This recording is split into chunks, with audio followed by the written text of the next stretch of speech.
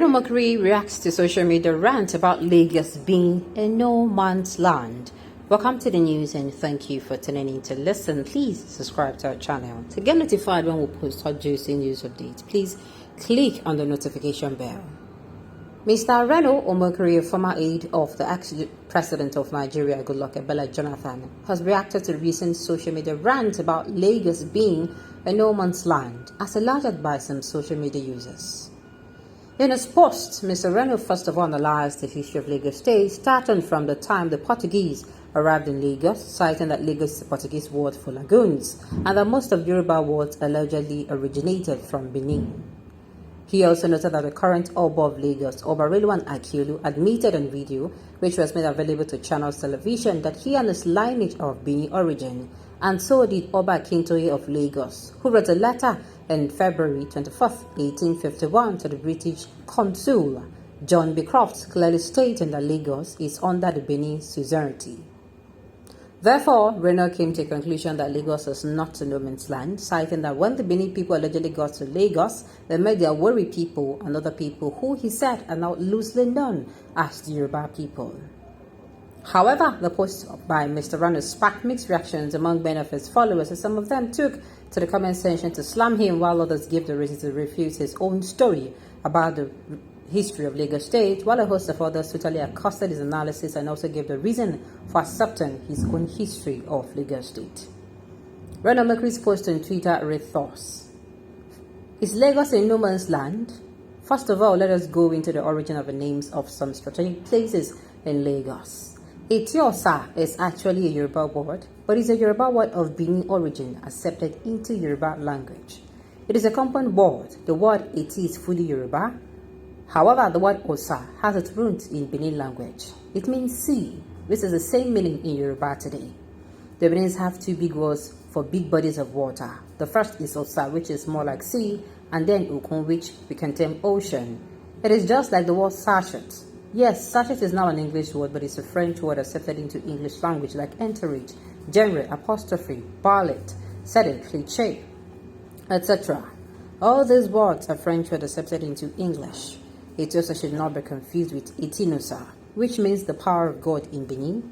Etin and Eti are two completely different and unconnected words.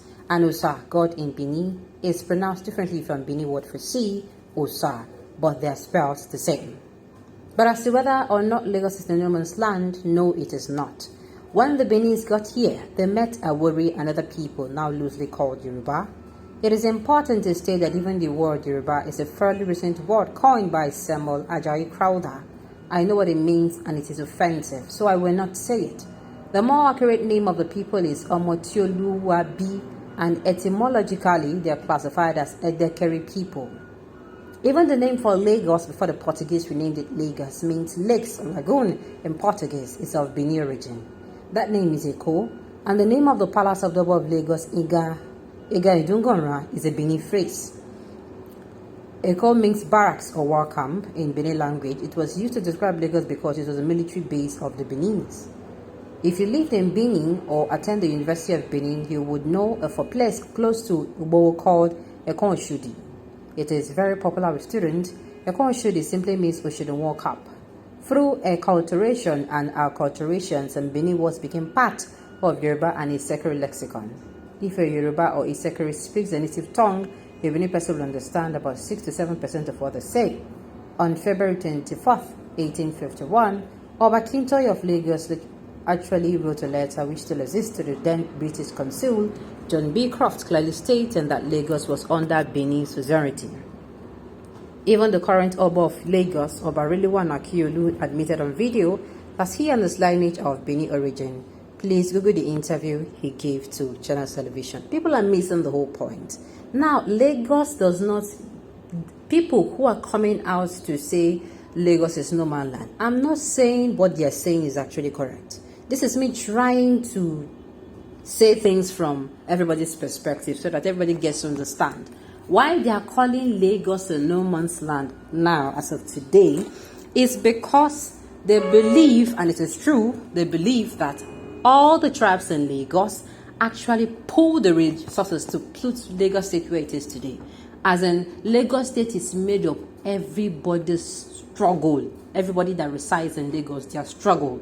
You understand? The way they pull taxes together to the same way. That is what they mean by it is a no man's land. They are not saying it does not belong to everybody. Now they are saying because everybody pulls the resources together, it should be referred to as a no man's land. Now I'm not saying, I repeat, nobody should come for me.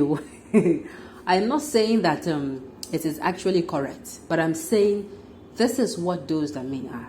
Nobody is saying history way back is not correct, though we don't know. Even Reynolds' version might not be. There's a possibility it might not be correct or may be correct. But the issue here is I'm just trying to get exactly what those who are saying Lagos is a no man's land, what they are trying to say. Since since they go there, since they do business there, since the Igbos, the Yorubas, the Hausa, the TV, the Benders, the Security, the what's it called, Idoma, almost more than how many languages. I've said it before that if you go to Lagos, there's a possibility that I don't think there's any tribe you're not going to see. So this is why they are calling it a no man's land. Not that it does not belong to anybody. Originally, they know, or we all grew up to find out that to know that Lagos belongs to Yoruba people. So it would be actually wrong to you to say, oh, it is not. I'm just trying to state the obvious here. The obvious that is not being seen. All this history, unnecessary. Nobody is coming to rewrite history. Do you understand? And those who are actually coming out to say, I beg, how is this relevant now? Nigeria, the hot now. How is this relevant? If this is about the coming elections, and I'm saying they're missing the whole point. If they're going to come and start talking about, who comes from where and all of that, they have missed the whole point because they are doing elections because people in government do not perform well. And whether you come from the high heavens or you come from the far hell, I think what Nigeria needs now are people or leaders who are going to actually come and really make a change, not where they come from in particular. Now, I'm not saying that people should vote for, I'm saying do not vote based on ethnicity or nepotism. Let ethnicity and nepotism be so far from you in you casting your vote. And if you're among those who have been wronged, who feel now that, oh, my vote do not count. After all, I went for Saturday's election. After all the stress and all of that, our vote did not count. They gave our mandate to somebody else, and you're discouraged. This is me sending you hugs and warmth, telling you, please, you don't give up on any project to begin. You have to see it through. It is just like a woman who is pregnant and she's in labor. She cannot say she's tired. She cannot push. She cannot say she will not birth the child. You understand? Or who is maybe an operation, you say no, go born through operation. Or you're pushing and you say no, if you push, you have to. We have to do it through. I know it is a painful process for us to get to where we're going. I won't tell us it's all going to be rosy. It's going to be a painful process. But we will have to do what? We have to not give up halfway. Alright, on this note, we have come to the end of the news. We say thank you for tuning in to listen. Until I come your way next time, enjoy the rest of your day.